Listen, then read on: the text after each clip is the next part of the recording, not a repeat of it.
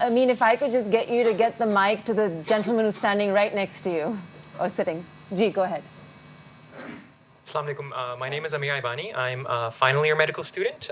I was born in Japan, and I was then brought up in Karachi since about 2010. So you were born in Japan? Yes.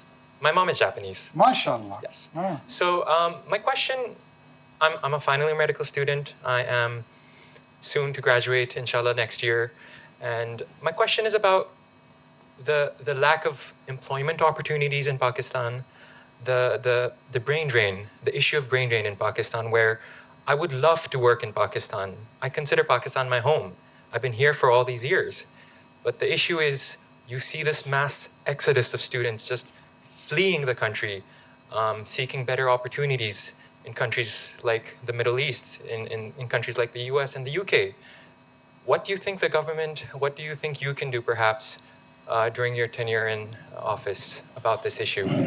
Thank you. Thank you. And first of all, don't consider it home. It is home. It's not just a consideration. And you are one of us, you know. And I'm so happy to see you and someone like you who owns Pakistan in the way you are doing it. Please sit. I've been misquoted on the social media on this one also. So at this time, I would be very careful what I have to say. I don't see this issue as in isolation. I try to be quite pragmatic about it, that why there's a mass migration from point A to point B. And migration has been throughout in human history a reality. The sedentary populations, they have moved from one place to another in search of different and challenging opportunities, driving the ambition to conquer. And then in this modern age, the economic immigration is the primary drive which take people from one place to another. Until and unless you do not have a developed, settled structure back home, there would be people who would be moving from point one to another. Why do these people go either to GCC or to UK or to US? If I have a 7 or 8 years old kid, I want him or her to have access to good education, good infrastructure, relatively secure environment. So these are the 3, 4, 5 factors which are driving people to choose their position of permanent stay. And if any of those indicators are not promising that much, whatever they call home, then you cannot halt this process. But this process is not eternal. It's not perpetual. It has its shelf life. In India, I've been trying to give explanation on this account that in early 60s, people immigrated towards the Western Hemisphere. They settled in the US, they settled in UK, other European countries.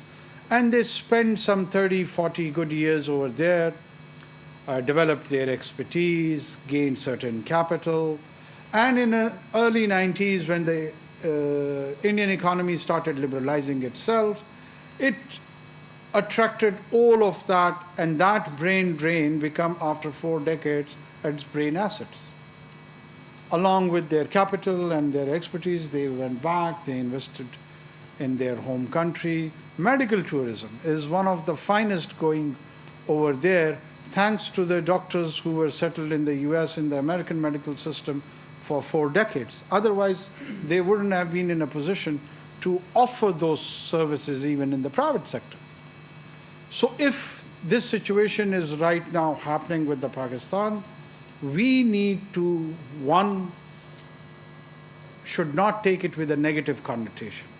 If a nurse or a doctor or an IT expert is going out into the global supply chain of services, this is what exactly I want.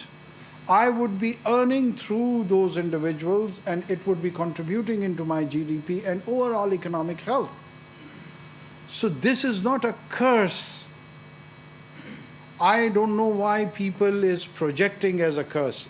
There is a nuance to that, and a sense of despondency is being created that, oh, look at this. The whole young generation is so despondent. They are abandoning their home country and home towns, and they would turn into ghost towns and they will all leave it. This is not going to happen.